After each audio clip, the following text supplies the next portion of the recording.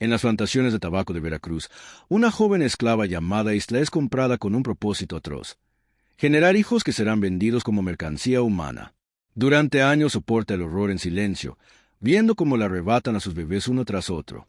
Pero Isla guarda un secreto ancestral transmitido por su abuela, y cuando finalmente actúa, su venganza silenciosa contra don Joaquín Sandoval permanecerá oculta durante 2 siglos, hasta que la verdad emerge de forma inesperada.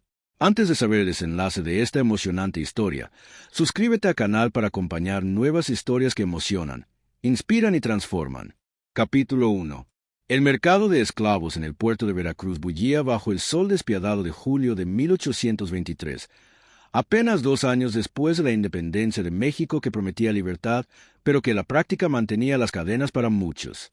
Entre jaulas de madera y plataformas de exhibición, cientos de personas eran exhibidas como ganado ante los ojos calculadores de compradores que buscaban manos baratas para sus haciendas, ingenios y plantaciones. El olor a sudor, miedo y salmarina se mezclaba en el aire húmedo del Golfo mientras comerciantes gritaban precios y características de su mercancía humana. En una esquina particular del mercado, alejada de las plataformas principales donde se vendían hombres fuertes para trabajo pesado, se encontraba una sección más discreta y siniestra.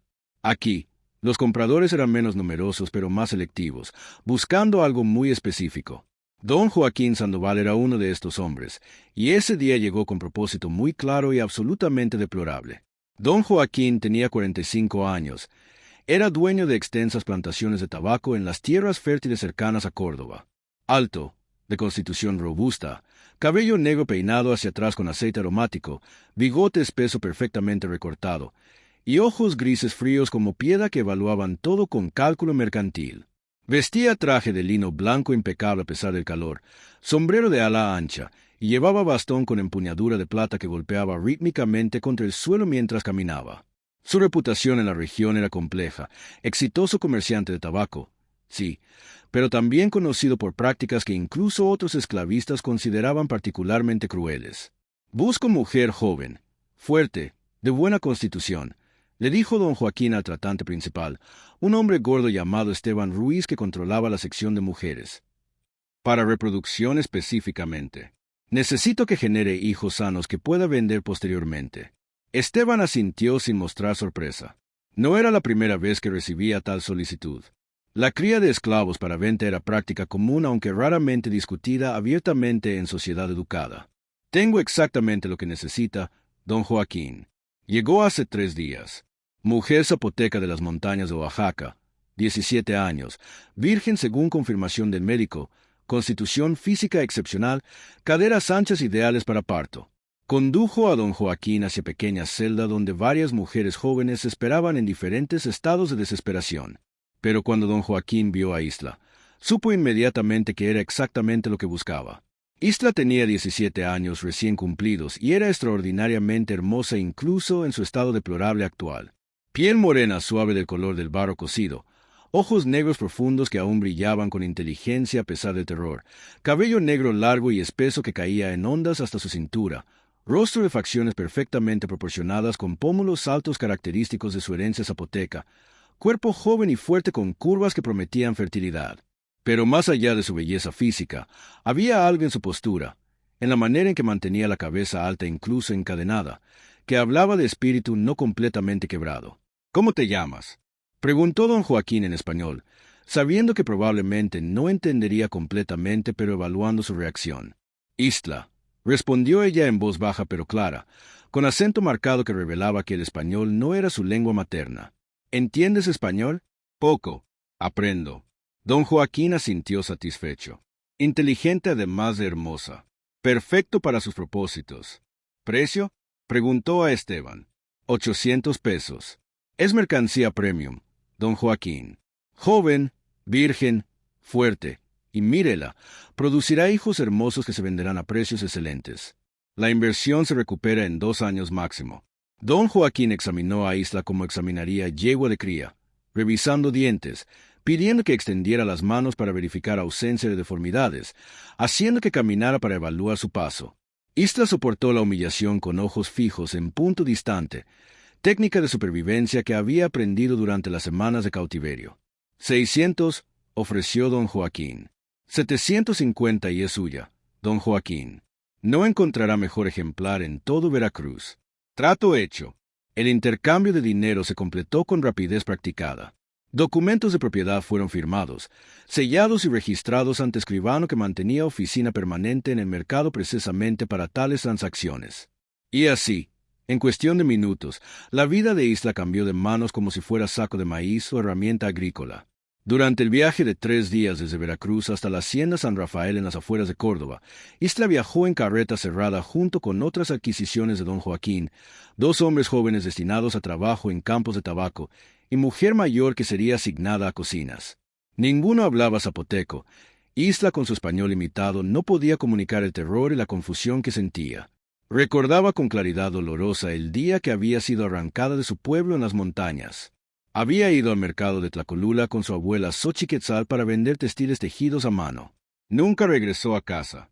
Los traficantes la tomaron cuando estaba sola por momento breve, la golpearon cuando intentó gritar, la arrastraron a caballo durante días hasta la costa donde fue vendida a Esteban Ruiz.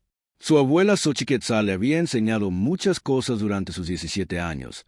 Tejer, cocinar, reconocer plantas medicinales de las montañas, y secretos antiguos que las mujeres zapotecas transmitían de generación en generación. Conocimiento que ahora, en su desesperación, Isla se aferraba como último vestigio de su identidad y su hogar perdido.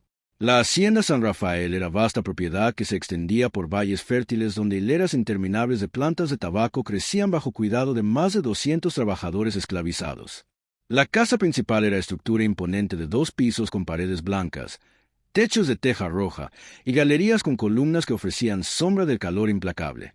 Detrás de la casa principal, separadas por jardines cuidados, estaban las construcciones de servicio, cocinas, lavandería, establos y barracones donde vivían los esclavos.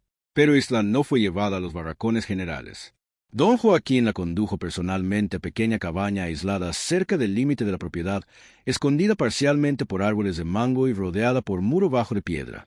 «Esta será tu casa», anunció don Joaquín en español lento. «Vivirás aquí. No trabajarás en campos. Tu único trabajo es generar hijos. Hijos fuertes y sanos que yo venderé. ¿Entiendes?» Isla entendía suficiente español y la intención detrás de las palabras era cristalina. Sintió náusea subiendo por su garganta, pero mantuvo expresión neutral. «Si produces buenos hijos, te trataré bien. Tendrás comida suficiente, ropa limpia, médico cuando necesites. Pero si me fallas, si los niños nacen débiles o enfermos, o si intentas escapar o lastimar a los bebés, serás castigada severamente. ¿Entiendes?» «Entiendo», susurró Isla. «Bien, el médico vendrá mañana para examinarte, y en 3 días comenzaremos». Don Joaquín se fue dejando a Isla sola en la cabaña que sería simultáneamente su hogar y su prisión durante los años siguientes. La cabaña era simple pero no incómoda, cama con colchón de paja, mesa pequeña, silla, baúl para ropa y ventana con barrotes que daba al jardín. Candado pesado en puerta exterior aseguraba que no pudiera escapar. Esa primera noche, sola en la oscuridad, Isla finalmente permitió que las lágrimas fluyeran. Lloró por su abuela que nunca sabría qué le pasó. Lloró por su pueblo perdido, por su libertad robada, por el futuro horrible que la esperaba. Pero incluso mientras lloraba, recordó las últimas palabras que su abuela le había dicho esa mañana fatal en Tlacolula. «Isla, corazón mío, recuerda siempre que las mujeres de nuestra sangre son fuertes. Sobrevivimos. Y cuando sobrevivimos, eventualmente encontramos manera de que la justicia se cumpla, incluso si toma generaciones». No tenía manera de saber cuán proféticas serían esas palabras. Capítulo 2. Los meses siguientes fueron los más oscuros en la vida de Isla, un infierno que nunca había imaginado posible en sus 17 años de existencia en las montañas zapotecas de Oaxaca. Don Joaquín cumplió exactamente lo que había prometido. La mantuvo alimentada con comida nutritiva, le proporcionó ropa limpia y cómoda, y trajo médico regularmente para asegurar que estuviera en óptima condición de salud. Todo diseñado meticulosamente para un solo propósito deplorable: convertir su cuerpo en máquina de producción de bebés para venta. El médico que la examinaba mensualmente era Dr. Armando Vega, hombre de 60 años con cabello blanco, anteojos redondos y expresión perpetuamente indiferente que había aprendido a cultivar después de décadas trabajando en haciendas donde la humanidad de los esclavos era convenientemente ignorada. Revisaba a Isla como revisaría yegua de cría, tomando notas meticulosas sobre su ciclo menstrual, dieta, peso y condición física general. Está en perfecta condición para concepción, informaba al don Joaquín después de cada examen. Joven, fuerte, sin enfermedades detectables. Debería concebir fácilmente y llevar embarazos a término sin complicaciones. Y así comenzó el horror sistemático. Don Joaquín visitaba la cabaña de Isla regularmente, siempre por las noches, siempre con mismo propósito. Isla aprendió rápidamente que resistencia solo resultaba en castigos más severos, así que desarrolló mecanismos de supervivencia que muchas mujeres en su situación han usado a través de la historia. Separar su mente de su cuerpo, existir en lugar interno donde don Joaquín no podía alcanzarla mientras él usaba su cuerpo físico para sus propósitos. Durante estas visitas, cantaba silenciosamente en su mente canciones zapotecas que su abuela le había enseñado, se transportaba mentalmente a montañas de Oaxaca, recordaba cada detalle de su pueblo, el mercado colorido, el olor a tortillas recién hechas, las risas de sus primas, la voz suave de su abuela enseñándole secretos antiguos de plantas medicinales. 3 meses después de su llegada a Hacienda San Rafael, Isla descubrió que estaba embarazada. El doctor Vega confirmó con satisfacción profesional. Excelente noticia, don Joaquín. El embarazo parece saludable. Con nutrición adecuada y cuidado apropiado, debería dar a luz en aproximadamente 6 meses. Don Joaquín estaba visiblemente complacido. Su inversión comenzaba a rendir frutos. Asegúrese de que reciba todo lo que necesita, doctor. Quiero bebé perfectamente sano. Niño fuerte se venderá por buen precio. Durante el embarazo, la vida de Isla cambió ligeramente. Don Joaquín dejó de visitarla, no por compasión sino por cálculo económico puro. No quería arriesgar el embarazo. Le trajeron comida aún más nutritiva, le permitían caminar por jardín cercado para ejercicio, y el doctor Vega la examinaba semanalmente. Fue durante este tiempo que Isla conoció a Citlali, mujer nahua de 30 años que trabajaba en cocinas principales de la hacienda y que secretamente traía comida extra a Isla cuando podía. Citlali había estado esclavizada durante 12 años, había dado luz a 3 hijos que le fueron arrebatados y vendidos, y entendía profundamente el dolor que Isla estaba experimentando. El primer bebé es el más difícil, le dijo Citlali en voz baja durante una de sus visitas clandestinas, hablando en español pero con empatía que trascendía idiomas. Te rompe el corazón cuando te lo quitan, pero tienes que encontrar manera de seguir viviendo, de mantener pedazo de ti misma que ellos no pueden tocar. ¿Cómo lo soportas?, preguntó Isla, su español mejorando rápidamente por necesidad. Recuerdo sus caras. Cada uno de mis hijos, recuerdo exactamente cómo se veían, cómo olían, el sonido de sus primeros llantos. Los mantengo vivos en mi memoria. Y me prometo a mí misma que algún día, de alguna manera, habrá justicia. Quizás no en esta vida, pero algún día. Isla dio a luz a su primer hijo en marzo de 1824, un varón sano y fuerte con piel morena hermosa y pulmones que anunciaban su llegada al mundo con llanto potente. Por brevísimas 48 horas, Isla experimentó amor más profundo que había conocido, amamantando al bebé, memorizando cada detalle de su pequeño rostro perfecto, susurrándole en zapoteco todas las bendiciones que su abuela le había enseñado. Entonces don Joaquín llegó con doctor Vega y mujer mayor contratada como nodriza. Es magnífico ejemplar, declaró don Joaquín examinando al bebé como examinaría producto. Fuerte, sano, piel bonita que será atractiva para compradores. Ya tengo interesado en Puebla que paga bien por niños varones de esta edad. Será vendido la próxima semana. No, gritó Isla, aferrando al bebé contra su pecho. Es mi hijo. No pueden quitármelo. Pero podían y lo hicieron.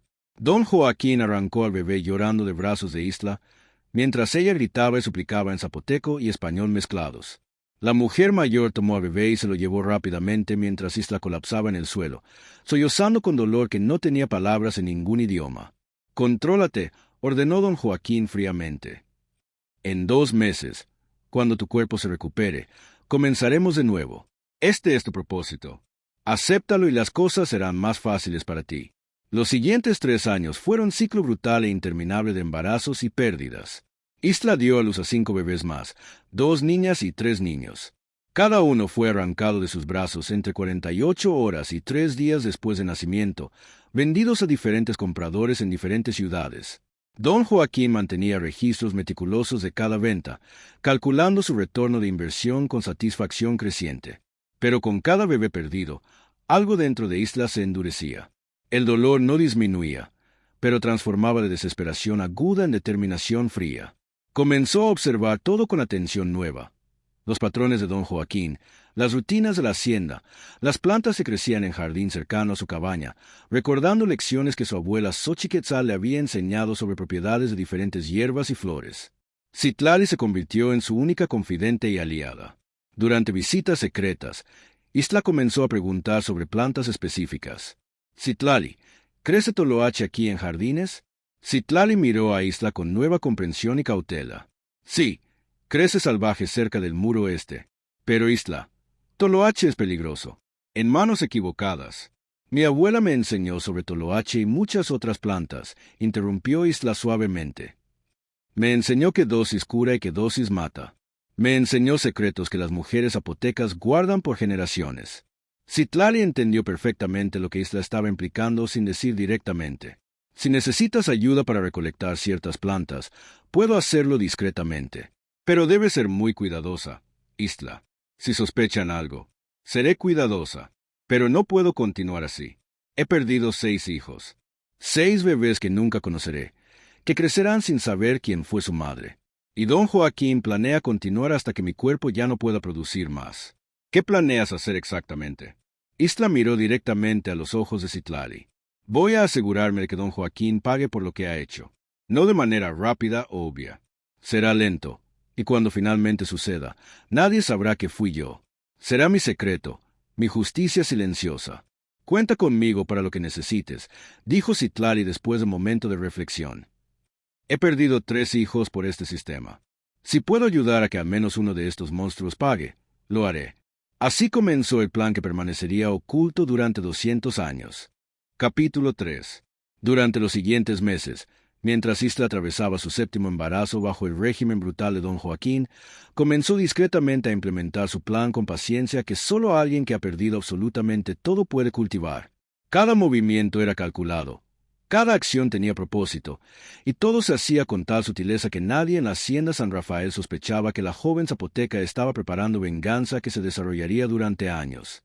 Citlali resultó ser aliada invaluable e insustituible. Con acceso a jardines y áreas de la hacienda que Isla no podía alcanzar desde su cabaña prisión, recolectaba plantas específicas que Isla solicitaba con nombres en zapoteco y español. Toloache, digital, belladona, y docenas de otras hierbas y flores que en dosis apropiadas podían curar, pero en combinaciones específicas acumuladas durante largo tiempo podían causar deterioro lento que parecería enfermedad natural. El conocimiento que Xochiquetzal había transmitido a Isla no era simplemente sabiduría herbal básica.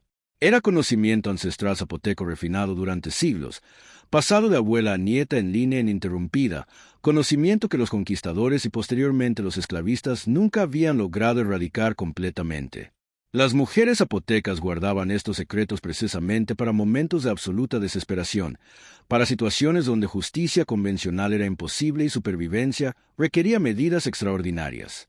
Mi abuela me enseñó que algunas plantas, cuando se combinan en proporciones exactas y se administran regularmente en cantidades minúsculas durante meses o años, pueden acumularse en el cuerpo sin ser detectadas, explicó Isla Citlali mientras procesaban hierbas secas una noche. Los síntomas aparecen lentamente: fatiga, dolores de cabeza, problemas digestivos, debilidad gradual. Los médicos no pueden identificar causa específica porque parece deterioro natural de la salud. ¿Y el doctor Vega no lo detectaría en don Joaquín? No si se hace correctamente. Los médicos de esta época buscan fiebres, infecciones, enfermedades conocidas. No buscan envenenamiento lento con plantas que ellos consideran inofensivas decoraciones de jardín. Isla dio a luz a su 7º hijo en octubre de 1826, una niña hermosa que fue arrancada de sus brazos después de 2 días exactamente como los 6 anteriores. El dolor era familiar pero nunca disminuía. Cada pérdida agregaba peso a su corazón que sentía que eventualmente la aplastaría completamente. Pero ahora tenía propósito más allá del simple sufrimiento. Tenía plan, tenía aliada, y tenía conocimiento que don Joaquín nunca sospecharía que una esclava zapoteca joven pudiera poseer. El desafío principal era administrar las preparaciones herbales a don Joaquín sin levantar sospechas. Isla no tenía acceso directo a su comida o bebida durante la mayor parte del tiempo, pero don Joaquín tenía hábito que ella comenzó a explotar meticulosamente cada vez que la visitaba en su cabaña, lo cual sucedía regularmente entre sus embarazos. Bebía vino que él mismo traía en botella desde casa principal. ¿Puedo servirle el vino, señor? Comenzó a ofrecer Isla con voz sumisa que había perfeccionado durante años de cautiverio. Al principio don Joaquín desconfiaba de cualquier ofrecimiento de Isla, pero con el tiempo se acostumbró. Ella era completamente dependiente de él para comida, refugio, todo. ¿Qué podría hacer? Además, había estado bajo su control durante 3 años sin incidente más allá de protestas inútiles cuando le quitaban los bebés. Se estaba volviendo apropiadamente sumisa y resignada, exactamente como él deseaba. Lo que don Joaquín no sabía era que cada vez que Isla servía su vino, agregaba cantidad microscópica de preparación herbal que había creado cuidadosamente siguiendo instrucciones precisas que su abuela le había enseñado. La cantidad era tan pequeña que no alteraba sabor del vino en absoluto, y los efectos eran tan graduales que serían imperceptibles durante meses o incluso años. La clave es paciencia absoluta, le explicó Isla Citlali. Si apresuro el proceso, será detectado. Pero si soy paciente, si mantengo dosis exactas durante años si es necesario, su salud se deteriorará de manera que parecerá completamente natural. Los médicos dirán que es edad, estrés, quizás enfermedad del corazón o problemas digestivos crónicos. Nunca sospecharán envenenamiento lento con plantas que crecen en su propio jardín. Mientras tanto, la vida horrible de Isla continuaba. Dio a luz a octavo bebé en 1827, noveno en 1828. Cada bebé era arrancado de sus brazos. Cada pérdida agregaba combustible a su determinación fría. Pero ahora tenía algo que don Joaquín nunca podría quitarle, control secreto sobre su destino. Los primeros signos sutiles del plan de Isla comenzaron a aparecer en 1828. Don Joaquín, que siempre había sido hombre robusto y saludable, comenzó a experimentar fatiga inusual. Al principio lo atribuyó a estrés de administrar plantaciones cada vez más grandes de tabaco, expansión de negocios que requería viajes frecuentes a Veracruz y Ciudad de México. Doctor Vega, me siento extrañamente cansado últimamente, mencionó durante examen rutinario. Y tengo dolores de cabeza frecuentes que nunca había experimentado antes. El doctor Vega lo examinó minuciosamente y no encontró nada obviamente anormal. Probablemente es estrés y edad, don Joaquín. Tiene 48 años ahora. El cuerpo comienza a mostrar signos de desgaste. Recomiendo más descanso, menos bebida, y quizás reducir el consumo de tabaco. Don Joaquín siguió algunos consejos, pero no todos. Redujo viajes, pero continuó bebiendo su vino favorito, especialmente cuando visitaba la cabaña de Isla, donde encontraba que el vino que ella le servía parecía particularmente relajante después de días estresantes. En 1829, Isla dio a luz a su 10º hijo. 10 bebés en 6 años. Su cuerpo mostraba desgaste físico evidente de embarazos continuos, y el doctor Vega comenzó a expresar preocupación a don Joaquín. La fertilidad de Isla sigue siendo excelente, pero su cuerpo está mostrando signos de fatiga por embarazos tan frecuentes. Recomendaría permitir periodos de descanso más largos entre embarazos para mantener su salud a largo plazo. Es inversión valiosa que debe proteger. Don Joaquín consideró el consejo. 10 bebés vendidos habían generado retorno económico excepcional, muy superior a su inversión inicial. Podía permitirse ser ligeramente menos agresivo con el programa de reproducción. Además, él mismo no se sentía completamente bien últimamente, extraña debilidad que parecía empeorar gradualmente a pesar de seguir consejos médicos. Está bien, doctor. Daremos a Isla 6 meses de descanso entre embarazos en lugar de 2 o 3. Isla recibió la noticia con expresión neutral, pero internamente sintió triunfo pequeño. Su plan estaba funcionando. El deterioro gradual de don Joaquín estaba comenzando a afectar sus decisiones, hacerlo ligeramente menos agresivo, menos atento a detalles. Y lo más importante, continuaba bebiendo el vino que ella le servía, confiando completamente en que esclava que había controlado durante 6 años no representaba amenaza alguna. Durante los meses de descanso, Isla continuó refinando su preparación herbal con ayuda de Citlali. Agregaron ingredientes nuevos según instrucciones ancestrales que Isla recordaba con claridad sorprendente, memorias de lecciones con su abuela Xochiquetzal que se habían vuelto más vívidas con el tiempo y la desesperación. Citlali, necesito la flor de adelfa. Crece cerca del arroyo al este de la propiedad. Adelfa es extremadamente venenosa, Isla. Una dosis equivocada, lo sé perfectamente, pero en cantidad correcta, mezclada con otros componentes, se acumula lentamente en el corazón. Causa debilidad gradual, palpitaciones irregulares. Eventualmente, falla cardíaca que parecerá completamente natural en hombre de edad de don Joaquín con su estilo de vida estresante. Pasaron años. Isla dio a luz a 4 bebés más entre 1830 y 1833, cada uno arrancado de sus brazos como los anteriores. 14 hijos en total, 14 pedazos de su alma vendidos como mercancía. Pero mientras su cuerpo era usado para propósitos deplorables de don Joaquín, su mente mantenía enfoque absolutamente claro en justicia lenta que estaba administrando gota a gota, visita a visita. Y don Joaquín, completamente inconsciente de que la mujer que había esclavizado y usado durante una década estaba lentamente envenenándolo con conocimiento ancestral zapoteco, continuaba deteriorándose de manera que médicos atribuían a envejecimiento natural y estrés. Capítulo 4. En 1834, 11 años después de que Isla fuera comprada en el mercado de esclavos de Veracruz, los efectos acumulativos de su venganza silenciosa comenzaron a manifestarse de manera que ya no podían ignorarse fácilmente. Don Joaquín Sandoval, que había sido hombre robusto y enérgico de 45 años cuando compró a Isla, ahora a sus 56 años parecía hombre de 70, deteriorado por enfermedad misteriosa que ningún médico podía diagnosticar completamente ni tratar efectivamente. Los síntomas habían progresado gradualmente pero inexorablemente. Fatiga crónica que lo dejaba exhausto después de actividades mínimas, dolores de cabeza severos que llegaban en olas impredecibles, problemas digestivos que hacían difícil mantener comidas, y más recientemente, palpitaciones cardíacas irregulares que lo despertaban en medio de la noche con sensación de que su corazón iba a explotar en su pecho. Su piel había adquirido tono grisáceo enfermizo, había perdido peso considerable, y su temperamento se había vuelto errático, alternando entre letargo profundo y episodios de irritabilidad explosiva. El doctor Vega estaba completamente desconcertado. Había traído colegas de Veracruz y Puebla para consultas, había intentado tratamientos diversos desde sangrías hasta tónicos importados de Europa, pero nada parecía detener el deterioro progresivo de don Joaquín. Es extremadamente inusual, admitió doctor Vega durante consulta con especialista de Ciudad de México. Los síntomas sugieren múltiples condiciones simultáneas, posible problema cardíaco, deterioro neurológico, problemas gastrointestinales crónicos. Pero no encuentro causa unificadora que explique todo el cuadro clínico.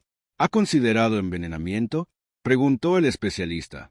Sí, por supuesto, pero no hay evidencia de toxinas conocidas. No hay síntomas agudos que sugieran arsénico, mercurio u otros venenos comunes. Esto es deterioro lento durante años, no envenenamiento agudo. Entonces probablemente es combinación de edad, estrés de administrar hacienda grande y quizás predisposición genética a enfermedad cardiovascular. Recomendaría reducir actividades, evitar alcohol y tabaco y rezar por mejoría. Pero don Joaquín no mejoró. Y en 1835, finalmente tomó decisión que selló su destino. Decidió vender a Isla. Después de 12 años de uso continuo, su fertilidad comenzaba a declinar. Había dado a luz a 16 hijos en total, pero últimos 2 embarazos habían resultado en abortos espontáneos, y doctor Vega recomendó que su cuerpo estaba demasiado desgastado para continuar ciclos de embarazo de manera segura o productiva. Es momento de recortar gastos innecesarios, le dijo don Joaquín a su administrador principal, un hombre llamado Efraín Cortés. Vende a Isla. Ya no es útil para reproducción. Pero como mujer aún joven de 29 años con experiencia en cuidado de niños, debería venderse por precio decente.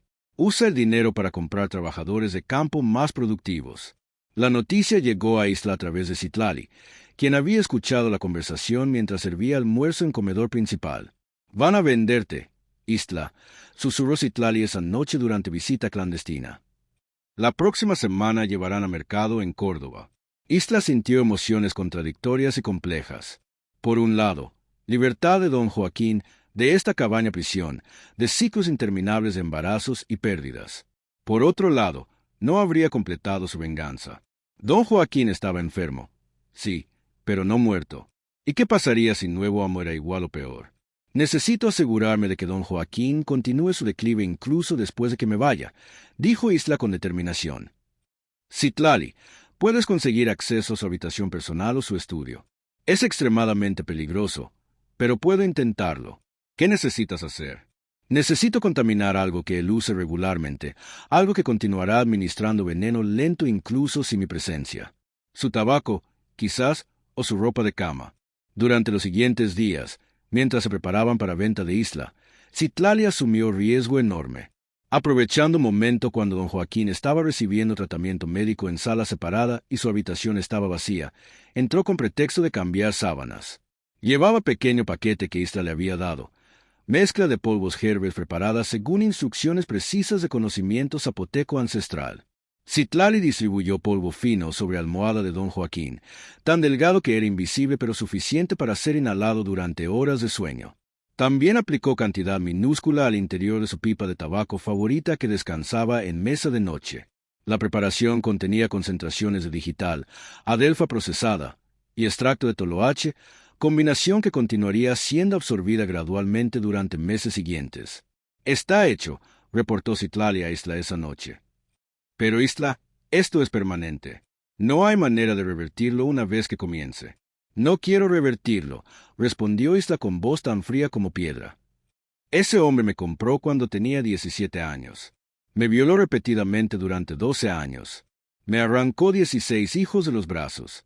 16 bebés que nunca conoceré, que crecen sin madre, vendidos como animales. Su muerte lenta no compensará mi sufrimiento, pero es única justicia que puedo administrar». El día que vendieron a Isla al mercado de Córdoba, don Joaquín estaba demasiado enfermo para asistir personalmente.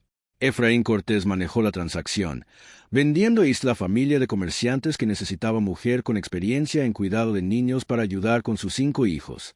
No era libertad, pero era vida dramáticamente mejor que la que había soportado durante 12 años. Mientras Isla dejaba Hacienda San Rafael por última vez, miró hacia atrás a la cabaña que había sido su prisión. No sintió triunfo exactamente, sino resolución tranquila. Había sembrado semillas de justicia que continuarían creciendo incluso en su ausencia. Y crecer lo hicieron. Durante los siguientes 2 años, salud de don Joaquín continuó deteriorándose de manera alarmante. Los médicos estaban completamente perplejos. Nada de lo que intentaban ayudaba. Don Joaquín experimentaba ahora episodios de confusión mental. Su corazón latía irregularmente causando desmayos súbitos, y su sistema digestivo apenas funcionaba. En marzo de 1837, 14 años después de comprar a Isla, don Joaquín Sandoval murió en su cama durante noche, aparentemente de fallo cardíaco súbito. Tenía 58 años. El doctor Vega certificó muerte como resultado de enfermedad cardíaca crónica exacerbada por años de estrés y estilo de vida poco saludable. Nadie sospechó envenenamiento porque los síntomas habían aparecido tan gradualmente durante tantos años que parecían progresión natural de mala salud. Isla se enteró de su muerte 3 meses después a través de red informal de comunicación que existía entre esclavos en región de Córdoba. Cuando Citlali logró enviarle mensaje confirmando muerte de don Joaquín, Isla sintió algo que no había sentido en 14 años. Cierre, aunque no paz completa.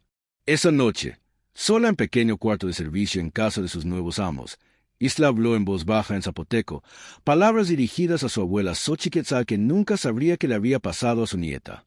«Abuela, usé el conocimiento que me enseñaste, no para curar sino para administrar justicia cuando ninguna otra era posible. ¿Hice bien?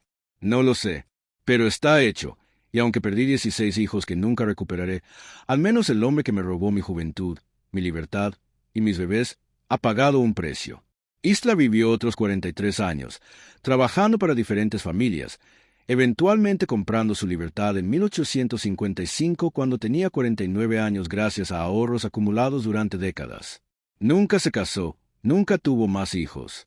Los 16 que había perdido la habían dejado incapaz emocionalmente de formar vínculos familiares nuevos. Murió en 1880 a edad de 74 años, llevándose a tumba secreto de cómo había envenenado lentamente a don Joaquín Sandoval usando conocimiento ancestral zapoteco que ningún médico de su época podría haber detectado. El secreto permaneció enterrado durante 143 años más. Capítulo 5. El año era 2023, exactamente 200 años después de que Isla fuera comprada en el mercado de esclavos de Veracruz. En Universidad Pública de Oaxaca, doctora Marina Ruiz Velasco, historiadora especializada en vida cotidiana de mujeres indígenas durante periodo colonial y postindependencia, trabajaba en proyecto de investigación que cambiaría completamente comprensión histórica de resistencia femenina durante era de esclavitud en México. Marina había pasado 3 años investigando archivos olvidados, documentos polvorientos almacenados en sótanos de antiguas haciendas ahora convertidas en museos, registros parroquiales que nadie había examinado en décadas, y testamentos antiguos que revelaban detalles íntimos de vida en plantaciones del siglo XIX. Su objetivo era reconstruir historias de mujeres cuyos nombres aparecían brevemente en registros como propiedad comprada o vendida, pero cuyas vidas, pensamientos y agencia histórica habían sido completamente invisibilizadas por narrativas históricas convencionales. Fue durante revisión de documentos médicos antiguos de Dr. Armando Vega, cuyos cuadernos meticulosos habían sido donados a Archivo Histórico Regional por sus descendientes, que Marina encontró algo extraordinario: descripciones detalladas del deterioro de don Joaquín Sandoval entre 1828 y 1837, con notas del doctor expresando perplejidad sobre naturaleza de síntomas. Los síntomas presentados por don Joaquín durante periodo de 9 años son inconsistentes con diagnóstico único, había escrito doctor Vega en 1836. Sospecho envenenamiento, pero no puedo identificar toxina específica ni fuente. Paciente insiste que no tiene enemigos que querrían hacerle daño. Intrigada, Marina comenzó a rastrear otros documentos relacionados con don Joaquín Sandoval y su hacienda. Encontró registros de compra de isla en 1823, registros meticulosos de nacimientos y ventas de 16 bebés entre 1824 y 1835, y finalmente, registro de venta de isla en 1835, 2 años antes de muerte de don Joaquín. Pero el hallazgo verdaderamente extraordinario llegó cuando Marina descubrió diario personal, escrito por Citlali en español básico, escondido entre documentos de demolición de antigua Hacienda San Rafael en 1920. El diario había sido guardado por familia que compró propiedad, olvidado en caja de documentos antiguos durante un siglo, hasta que descendiente lo donó a Archivo Histórico Local sin siquiera leerlo completamente. El diario de Citlali, escrito en español simple pero emocionalmente poderoso, documentaba su vida como esclava, pérdida de sus 3 hijos, y crucialmente, su amistad con Isla y el plan de venganza que habían ejecutado juntas.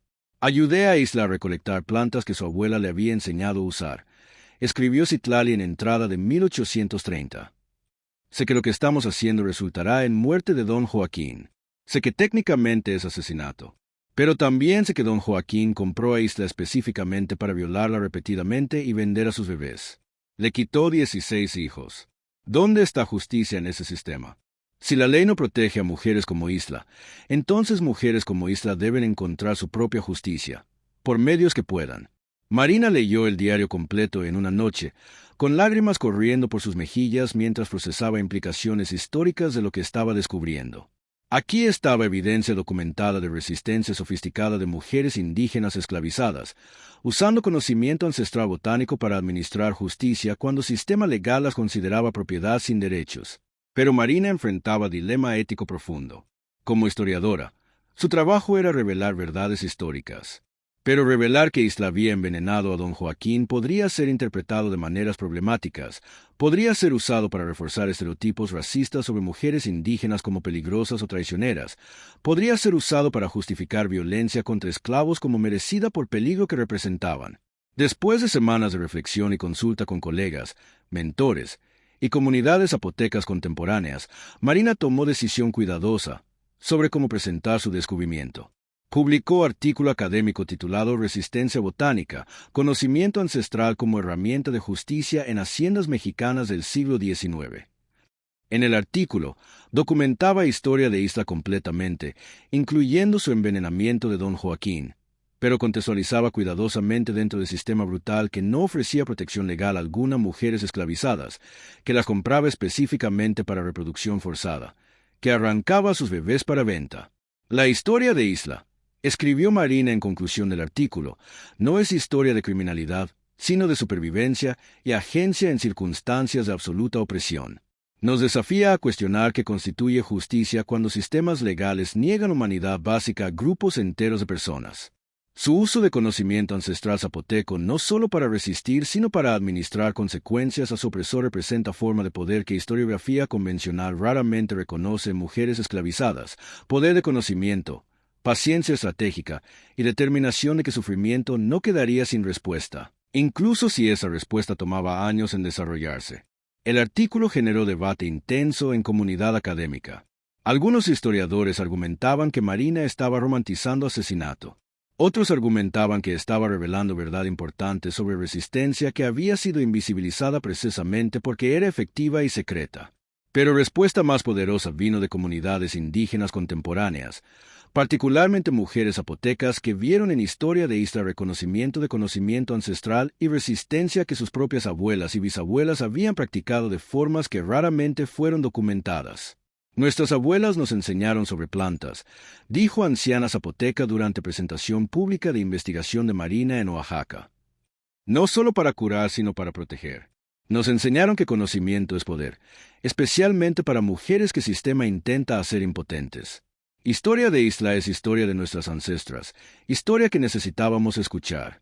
Marina continuó investigando y encontró rastros de 6 de los 16 hijos de Isla en registros históricos. 2 habían muerto en infancia, pero 4 habían vivido hasta edad adulta, habían tenido sus propios hijos, habían comenzado líneas familiares que continuaban hasta presente.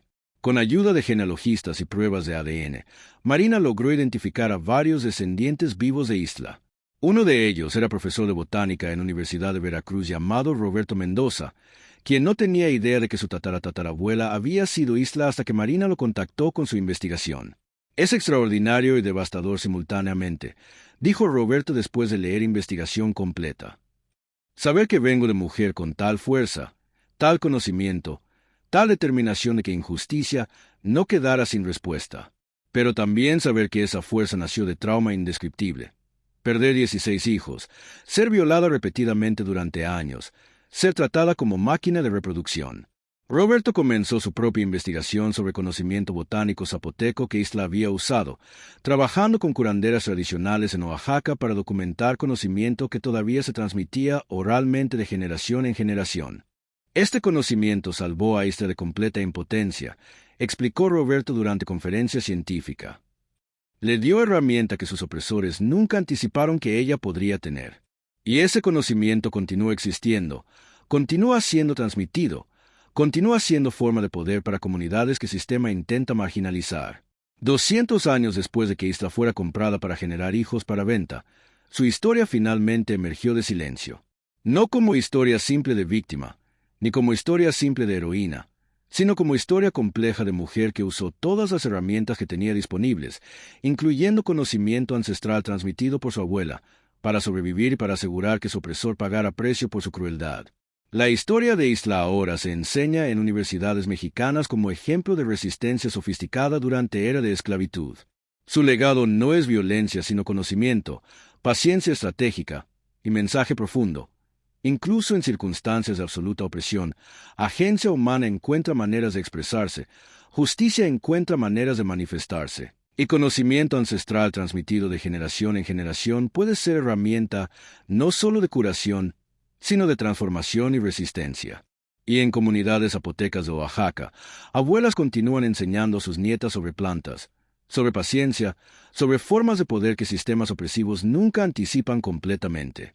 El conocimiento que salvó a Isla de completa impotencia continúa existiendo, continúa siendo transmitido, continúa siendo semilla de resistencia plantada hace generaciones que florece de formas nuevas en cada era. Y así termina otra historia de épocas pasadas. Suscríbete al canal y acompaña nuevas historias que emocionan, inspiran y transforman.